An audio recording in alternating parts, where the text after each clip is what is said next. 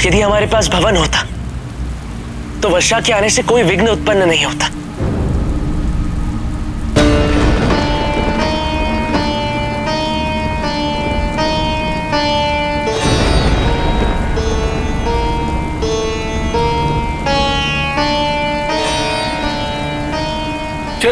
चलिए कुमार, कंधरा में शरण लेते हैं, चलिए।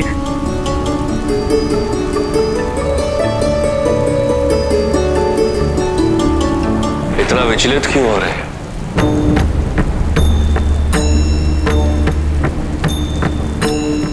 ये वर्षा तो प्रकृति का ही रूप है और प्रकृति के प्रत्येक रूप के पीछे कोई ना कोई उद्देश्य अवश्य होता है।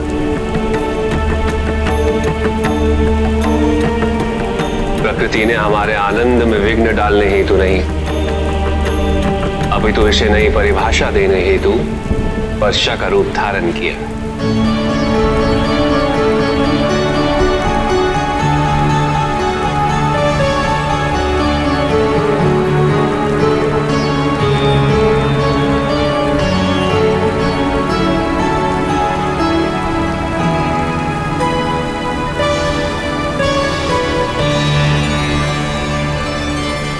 वर्षा में भीगते हुए मोदक खाया है? क्या अद्भुत अनुभव है।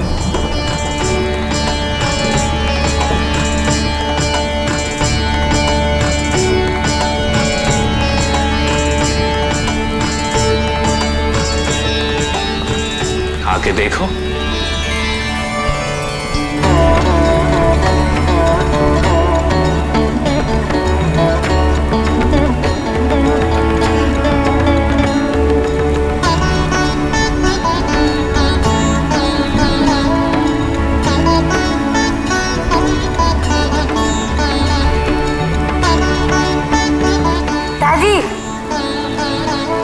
वर्षा में मोदक खाने का अपना ही आनंद है।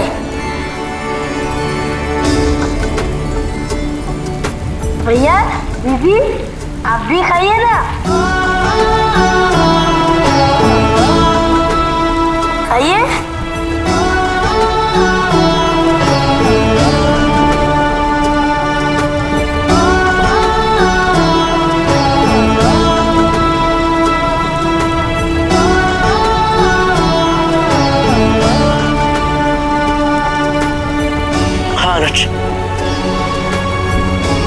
मैंने पहले कभी ऐसा अनुभव नहीं किया था। हमें भी भैया।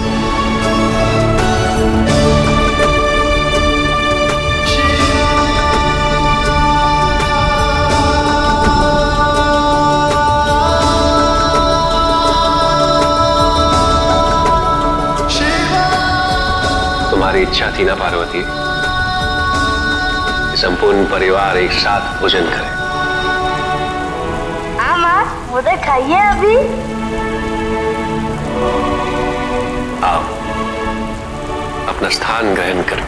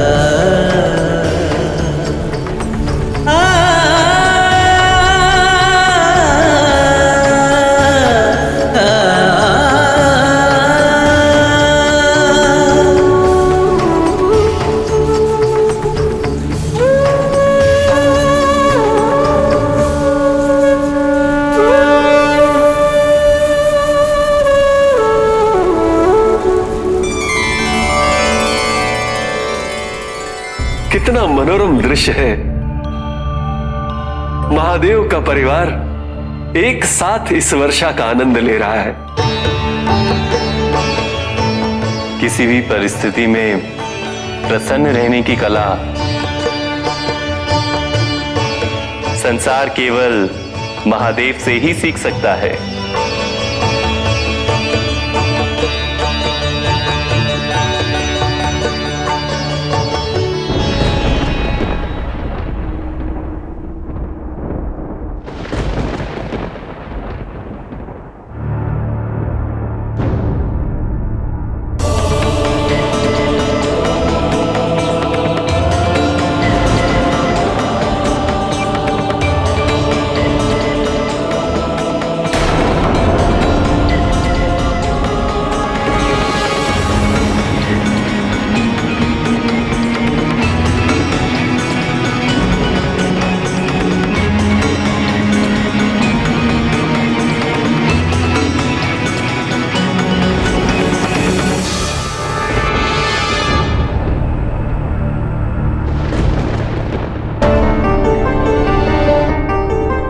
पास स्वराज भवन है जो इतनी घनी वर्षा में मैंने यहां शरण ले ली।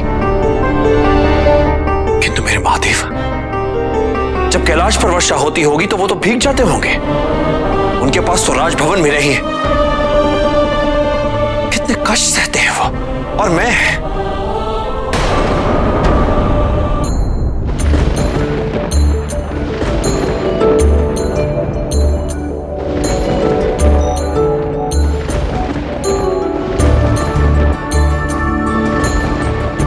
स्वामी, आज वर्षा के कारण उत्पन्न हुई परिस्थिति को आपने परिवार के अनुकूल परिभाषित कर दिया।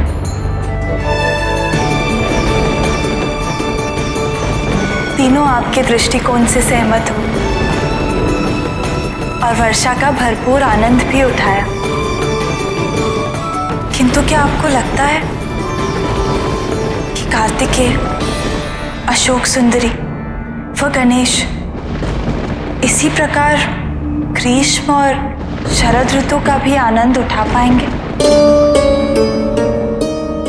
क्या माता पिता होने के नाते अपनी संतान को सुरक्षित रखना हमारा दायित्व नहीं है? क्या आपको नहीं लगता कि अब इन तीनों के लिए एक भवन अनिवार्य है?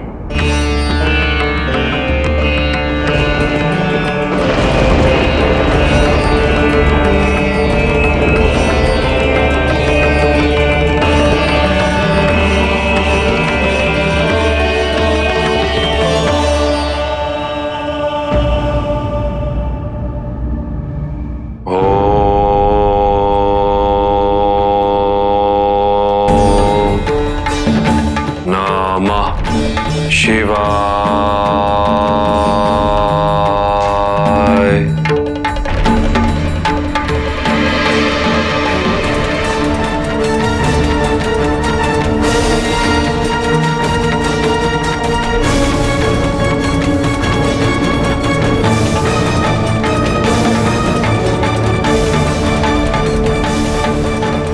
अब मेरे भगवान खुले आकाश के नीचे नहीं रहेंगे। ऐसा ही सोने का भव्य महल बनवाऊंगा मैं अपने प्रभु के लिए।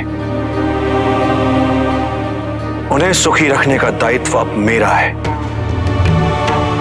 मेरे पास जो है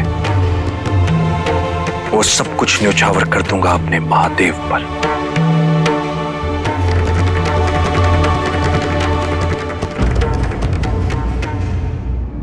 स्वामी, जब तक केवल आप और हम थे, हमने आपसे कभी कुछ नहीं मांगा।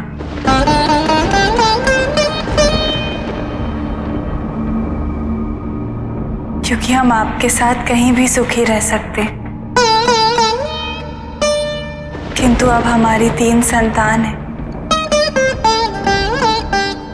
जो हमारे साथ कैलाश पर वास कर रहे हैं।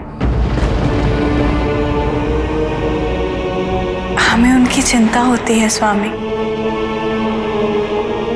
अब समय आ गया है कि कैलाश पर एक भवन निर्माण हो।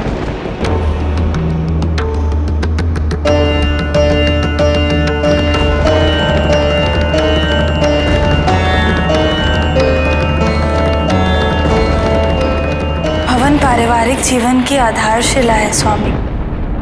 विवाह से पूर्व आप कहीं भी किसी भी अवस्था में रह लेते थे, किंतु अब आपका परिवार है और परिवार में घनिष्ठता लाने के लिए भवन का होना अनिवार्य है। पार्वती, तुम स्वयं प्रकृति हो और तुम्हें इस सत्य का बोध भी है कि जब हमारे पास प्रकृति की गोद है तो हमें भवन की आवश्यकता ही क्यों?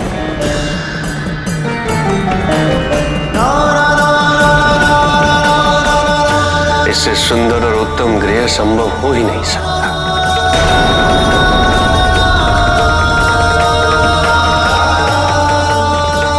ग्रीष्म ऋतु तो वृक्ष हमें छांव प्रदान करते हैं और नदी का जल हमारे शरीर को शीतल रखता है।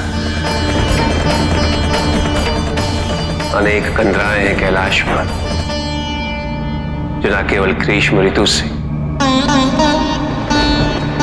अपितु वर्षा और शरद ऋतु से सुरक्षित रखने हेतु पर्याप्त है।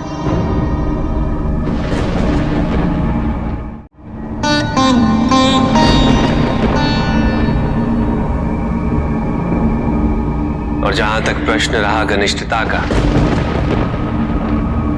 तो वो परिवार के सदस्यों के आपसी व्यवहार पर निर्भर करता है। माता पिता अपनी संतान को कैसी शिक्षा प्रदान करते हैं, कैसे उन्हें प्रेम के प्रति प्रोत्साहित करते हैं। पार्वती, घनिष्ठता कभी भी प्राचीर से विभाजित कक्षों द्वारा निर्धारित नहीं की जा सकती।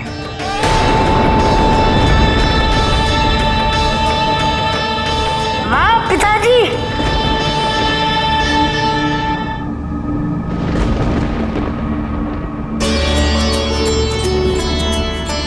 क्या हुआ गणेश?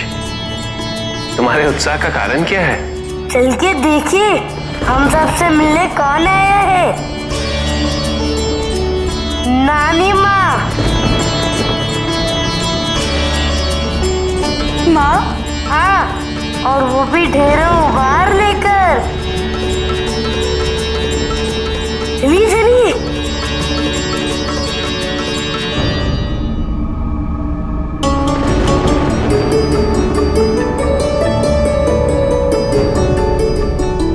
ऋषि मार्कंडेय को महादेव के सबसे महान भक्त का प्रणाम। प्रणाम। जिन्हें महादेव स्वयं अपना महान भक्त घोषित कर चुके हैं, वो मेरे आश्रम में पधारे। अपने भाई कुबेर से मिलने जा रहा था, सोचा आपके दर्शन करता चलो। ये मेरा सौभाग्य है। मैं आपकी क्या सेवा करूं? महादेव भक्त को और क्या चाहिए? महादेव की भक्ति के अतिरिक्त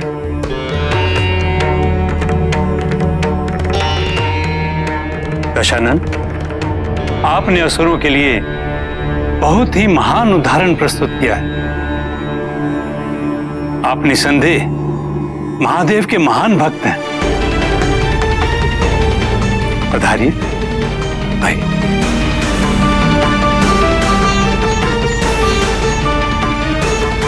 आपने कुछ ग्रहण नहीं किया? क्या बात है? कोई चिंता? कितने कल्पों से आप महादेव के उपासक रहे हैं? एक बात बताएं, कैलाश कहां है? वहां तक पहुंचा कैसे जा सकता है? कैसा लगता है महादेव के कैलाश पर, महादेव के समीप?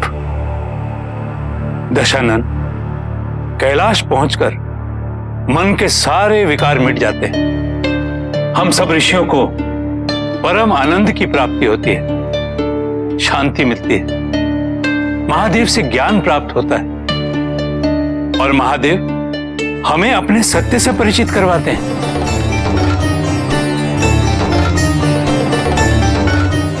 क्या हुआ दशानन? कैसी शिव भक्ति है ये? मैं कुछ समझा नहीं। आपके मुख से मैंने ये तो सुन लिया कि महादेव से आपने क्या क्या पाया है, किंतु एक बार भी आपके मुख से मैंने ये नहीं सुना कि आपने क्या क्या दिया है। किंतु महादेव को अपने भक्तों की भक्ति के अतिरिक्त कुछ नहीं चाहिए। वो तो वैरागी हैं, उनकी आवश्यकताएं तो है ही नहीं। आपने कभी पूछा उनसे? जी? आपने या किसी और भक्त ने कभी उनसे पूछा कि हे प्रभु, आपको क्या चाहिए? आपने या किसी अन्य भक्त ने यह प्रयत्न मात्र भी किया कुछ करने के लिए, उन्हें कुछ देने के लिए? बैरागी, बैरागी, बैरागी है महादेव। बैरागी तो आप भी हैं ऋषि मार्कंडेय। फिर आपने ये अपना आश्रम क्यों बनवाया है? क्यों नहीं रहते आप महादेव की भांति? यदि अपनी सुख सुविधा का ध्यान है आपको, तो महादेव की सुख सुविधा का ध्यान कौन रखे? दशानंद प्रभु तो नहीं, रहने दीजिए। अब महादेव का यह सच्चा भक्त उनके लिए सब कुछ करेगा। मैं संसार को दिखा दूंगा कि अपने प्रभु के प्रति प्रेम की अभिव्यक्ति कैसे प्रकट की जानी चाहिए। स्मरण, श्रवण, कीर्तन, इन सब से केवल भक्त को लाभ होता है। किंतु अब मैं अपना ये जीवन प्रभु के जीवन को सुखमयी बनाने के लिए समर्पित करने जा रहा हूं। सर्वप्रथम मुझे अपने महादेव के लिए एक भव्य महल का निर्माण करवाना है। एक ऐसा महल जो केवल देवों के देव महादेव के पास हो सकता है। दशानंद, महादेव की सेवा का कोई एक मार्ग निर्धारित नहीं है। आस्था होनी चाहिए, श्रद्धा होनी चाहिए, जो हम ऋषियों में है, आप में भी है दशानंद। अगर आपको उनके लिए महल बनाकर प्रसन्नता मिलती है तो आप अवश्य बनाएं दशानंद। किंतु एक बात कहूंगा, महादेव महल की भव्यता से नहीं बल्कि अपने महान भक्त की मंशा से प्रसन्न होंगे। अपने सौतेले भ्राता कुबेर से अलकापुरी में मिलने के पश्चात मैं कैलाश के लिए प्रस्थान करूंगा, अपने प्रभु के धाम।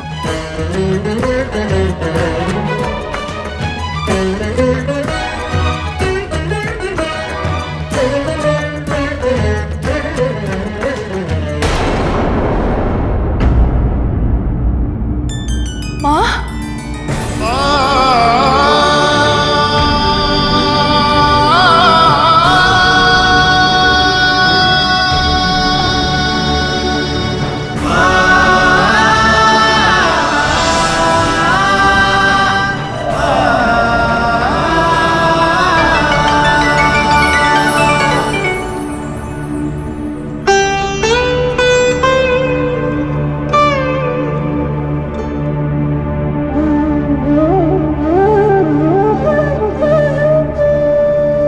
दिन हो गए थे आपको देखे हुए माँ। हमें अनुभूति हो गई थी कि हमारी पुत्री को हमारी आवश्यकता है। हमसे रहा न गया और हम चले आए।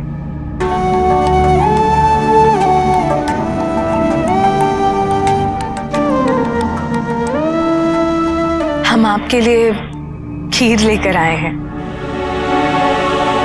वैसी ही जैसी आपको पसंद है।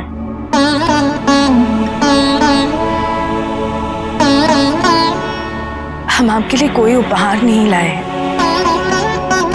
क्योंकि हम जानते हैं वस्त्रों और आभूषणों का आपके लिए कोई महत्व नहीं है। धन्यवाद माता।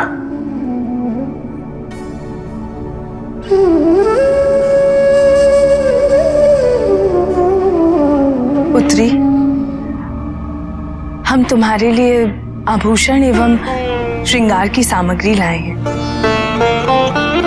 और शेष उपहार बच्चों के लिए।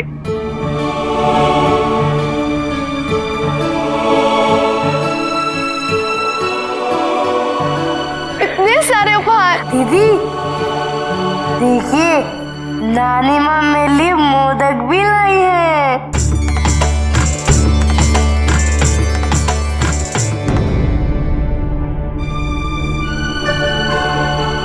पुत्री,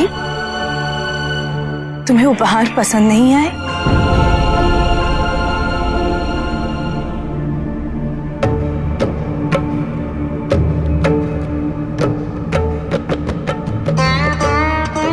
माँ, आप बहुत सारे उपहार लाई हैं, किंतु इनमें से हम कुछ भी स्वीकार नहीं कर सकते।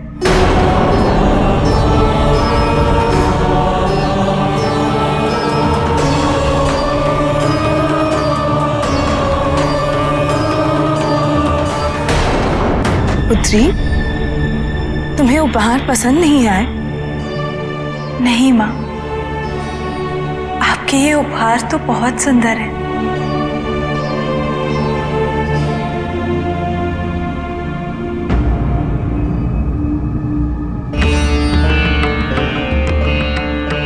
किंतु यहाँ कैलाश पर इन्हें रखने के लिए कोई उपयुक्त स्थान नहीं है।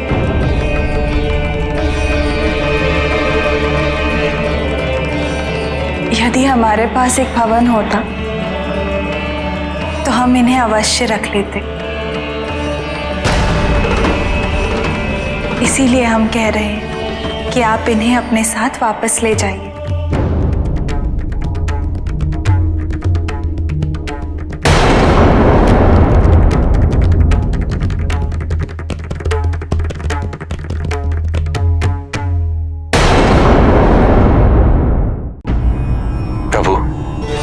पिछली ज्ञान सभा में आपने हमें अनासक्त होने की अनिवार्यता व लाभ से अवगत कराया था। साथ ही हमने दुख एवं भय पर भी चर्चा की थी। प्रभु, आज हम आपसे धन के संचय, उसकी उपयोगिता एवं उसके वितरण के बारे में जानना चाहते हैं। धन आवश्यक है ऋषि अत्रि, क्योंकि धन मूल आवश्यकताओं को पूरा करने में सहायक होता है। किंतु जब कोई व्यक्ति इच्छाओं को आवश्यकता समझने लगे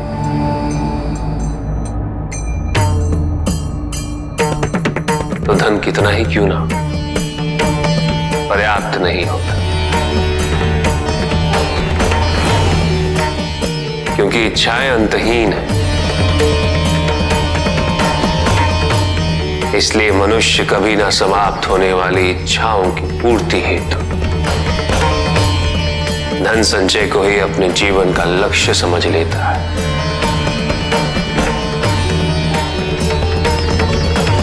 वो लोभी बन जाता है।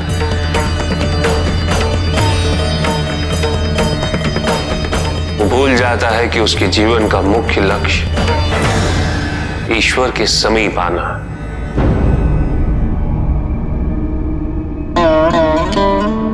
ऐसे लोभी व्यक्तियों को अपनी मृत्यु के समय भी यही दुख रहता है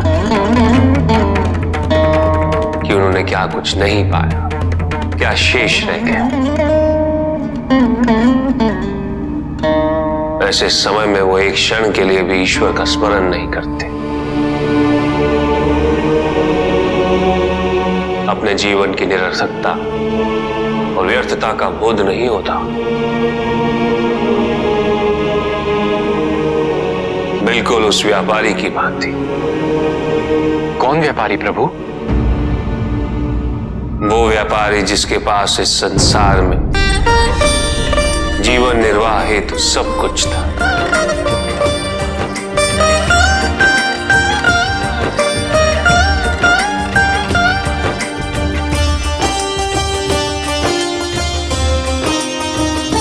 उसके पास घर था, छोटा था किंतु उसके परिवार के लिए पर्याप्त था।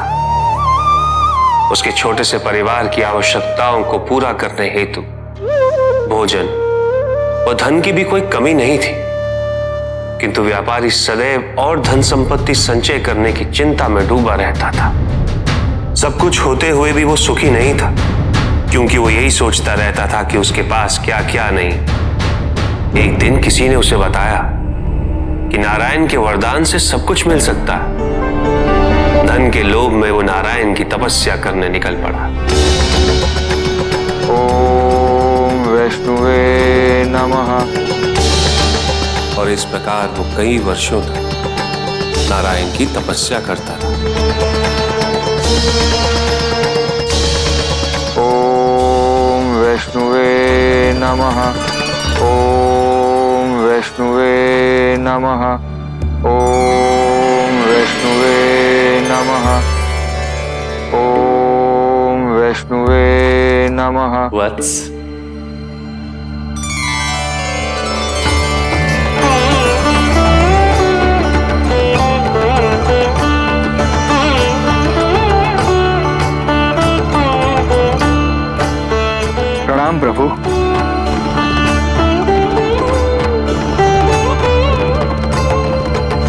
मैं तुम्हारी तपस्या से प्रसन्न हूं। मांगो, क्या वरदान मांगना चाहते हो? प्रभु, प्रभु मुझे समस्त संसार की भूमि चाहिए। संसार में जितना भी धन है सब मेरा हो जाए। क्या मैं तुमसे पूछ सकता हूं, तुम्हें इतना सब कुछ क्यों चाहिए? मैं सुखी रहना चाहता हूँ प्रभु, और धन संपत्ति ही सुख का माध्यम है। किंतु संसार की परिभाषा हर किसी के लिए भिन्न होती है वत्स। कुएं में बैठे मेंढक के लिए वो उसका संसार होता है। तुम बताओ वत्स, तुम्हारे लिए संसार की क्या परिभाषा है? सब कुछ प्रभु, जो कुछ भी मुझे दिखाई दे रहा है वो सब कुछ संसार ही तो है प्रभु। उचित है, मैं तुम्हें वरदान देता हूं कि जितना भी संसार तुम अपने नेत्रों से स्वयं देख सको वो तुम्हारा होगा, किंतु जो तुम नहीं देखोगे वो तुम्हारा नहीं होगा। अब इस संसार का सबसे धनी व्यक्ति मैं बन जाऊंगा प्रभु, और सबसे सुखी भी।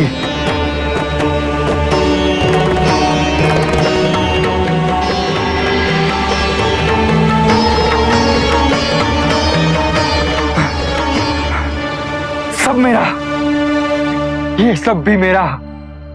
उसने सोचा यदि वो दौड़ के समस्त संसार को देख ले तो वरदान अनुसार सब उसका हो जाए। यहां से वहां, वहां से यहां, वो चारों दिशाओं में भागने लगा।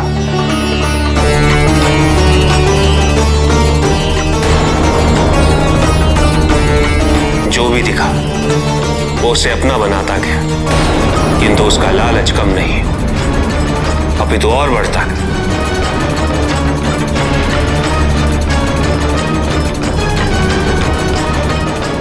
निरंतर भागते रहने के कारण शीघ्र उसका शरीर उसका साथ देने में असमर्थ हो गया।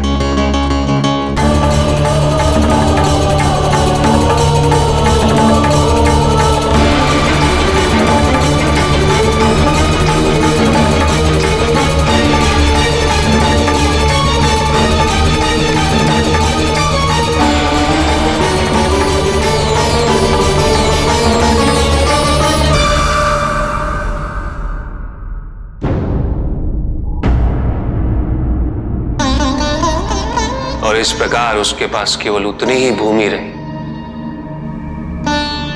जिस पे उसका मृत शरीर पड़ा हुआ था।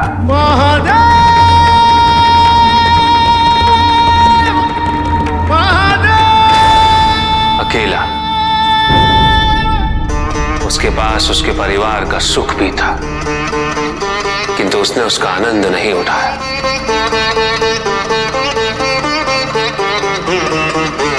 इसलिए सुखी जीवन हेतु धन की प्रचुरता नहीं, अपितु अपनी इच्छा और आवश्यकता में अंतर समझना अनिवार्य है। किंतु प्रभु, जो पहले से ही धनी हो उसे क्या करना चाहिए? धन चाहे कितना भी हो ऋषियत्र, मूल आवश्यकताएं तो केवल उतनी ही। तन ढकने के लिए वस्त्र, पेट भरने के लिए आहार और शरण के लिए भवन। इन आवश्यकताओं के पूर्ण होने के पश्चात जो भी है वो इच्छा है। धनी व्यक्ति के पास जो भी अतिरिक्त धन होता है वो उसे दान करना चाहिए, उनके उद्धार के लिए जो अपनी मूल आवश्यकताओं को पूरा नहीं कर सकते।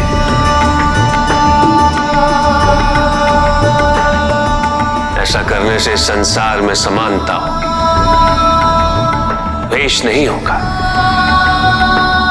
सद्भावना बनी रहेगी। किंतु कुछ व्यक्ति इस तथ्य को समझ ही नहीं पाते। वो उन्हें अपने एकत्रित किए हुए धन से इतना मोह हो जाता है कि वो उसका एक अंश भी किसी और को नहीं देना चाहते।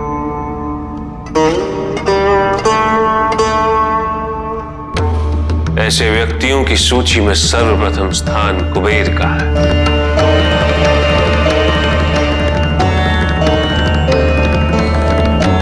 इस संसार में सबसे अधिक धन उन्हीं के पास है।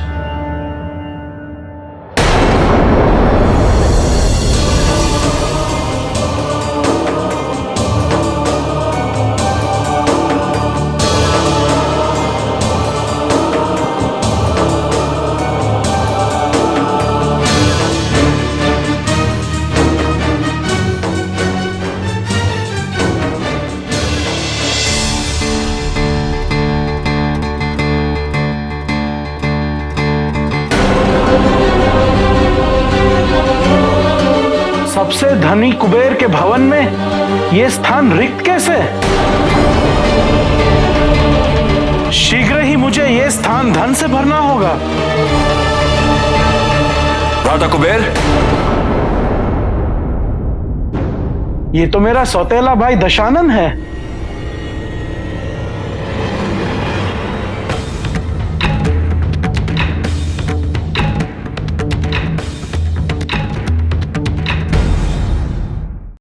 कुबेर को अपनी शुदा को भूलकर अपने पास संचित धन का उपयोग करना सीखना होगा। उसे यह समझना होगा कि उसका यह अतिरिक्त धन इस संसार के हित के लिए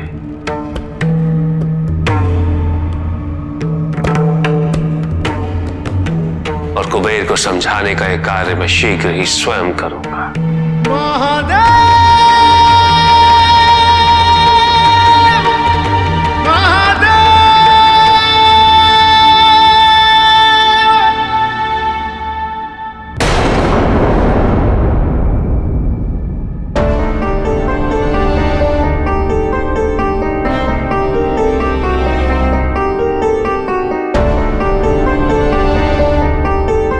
ऐसे घूर घूर के लालचियों की भांति मेरे भवन को देख रहा है। निसंदेह कुछ मांगने आया है।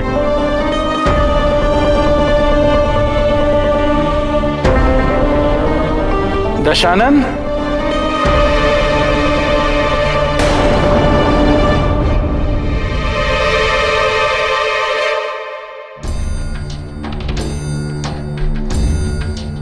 भ्राता,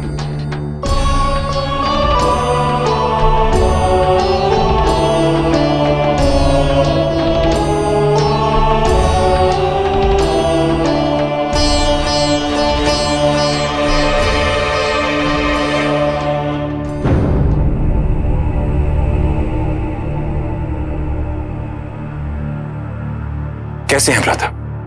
इतने वर्षों पश्चात देखा है तुम्हें। कहीं भ्रमण पे जा रहे होगे तो सोचा होगा कि अपने बड़े भाई से मिलता चलूं। अच्छा किया, कुछ क्षण विश्राम करके चले जाना। मैं यहां से इतनी शीघ्र जाने के लिए नहीं आया भ्राता।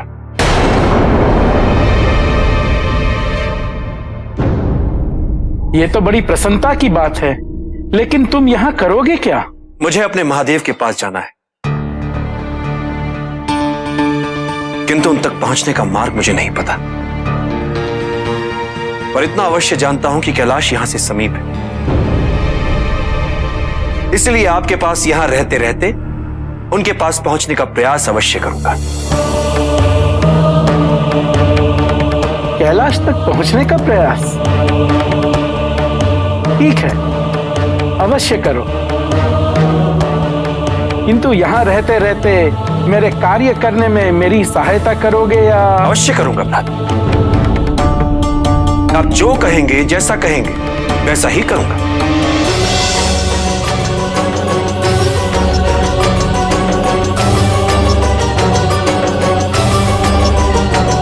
चलो, बिना पारिश्रमिक दिए मुझे एक दास मिल गया।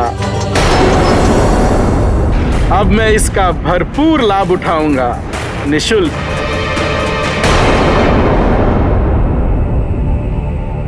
पुत्री, अपने परिवार को एक साथ बांधे रखने के लिए महादेव से तुम्हारी मांग उचित है और इसे केवल महादेव ही पूर्ण कर सकते हैं। ये भी स्मरण रहे, यदि तुम्हारे प्रेम के लिए महादेव वैराग्य त्याग कर दाम्पत्य जीवन स्वीकार कर सकते हैं तो वो एक भवन के लिए अवश्य तैयार हो जाएंगे। इतना विश्वास तो अपने जमाता पर है हमें।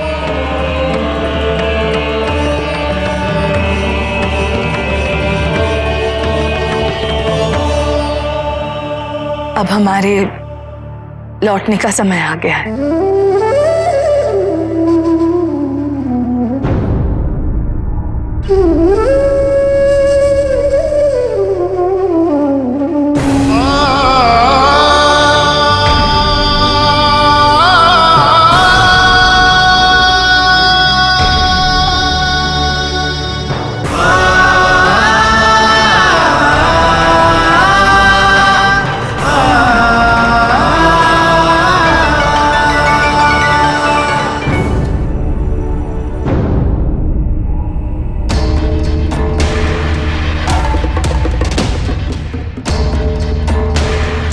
और ये हमारा सभागृह है।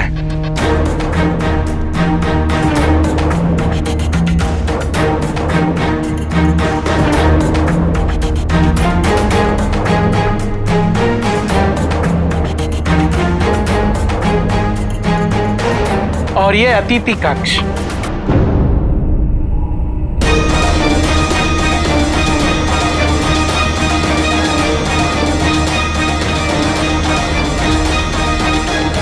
ये शयन कक्ष है।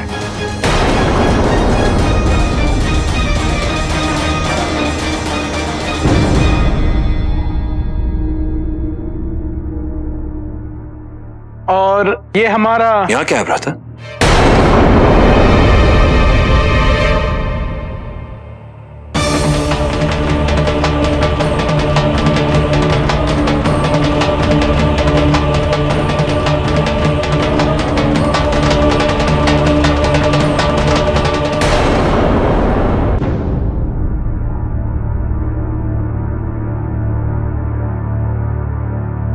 ये कोषागार है, इसे केवल मैं ही संभालता हूं।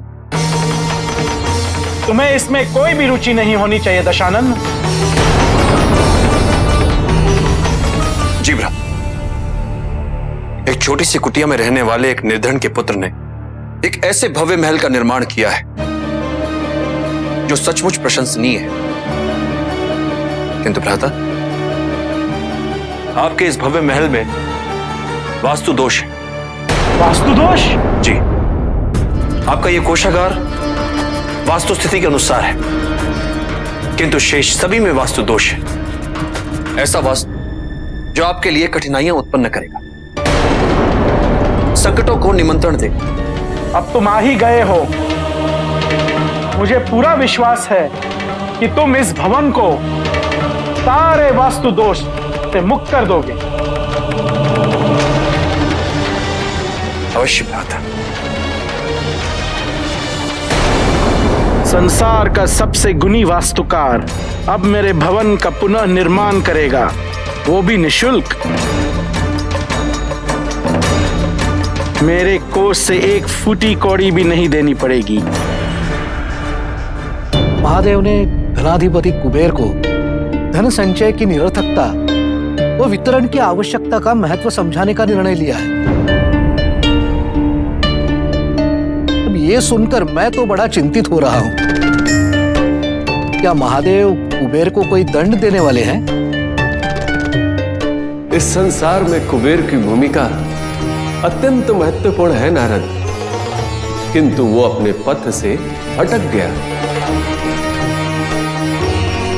लोभी हो गया। एक लोभी को कोई निर्लोभी ही सही दिशा दिखा सकता है नारद।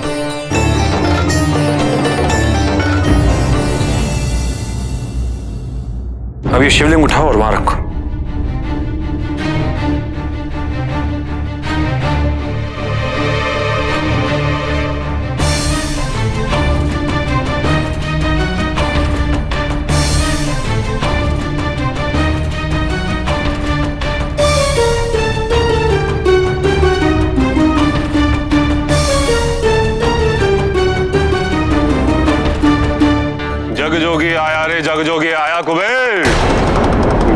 कुबेर जोगी आया, तेरे द्वार पे जोगी आया कुबेर, जाग कुबेर जग जाग कुबेर, तेरे महल में जोगी आया है, जग जोगी आया रे जग जोगी आया कुबेर, तेरे महल में जोगी आया है। मैं तुम्हें वरदान देता हूं दशा, समस्त संसार में तुम मेरे सबसे महान भक्त के रूप में प्रसिद्ध होगे। किसके स्वर हैं ये जो मुझे अपनी ओर आकर्षित कर रहे हैं? जाग कुबेर जोगी आया, जाग कुबेर जाग, अब तो जाग।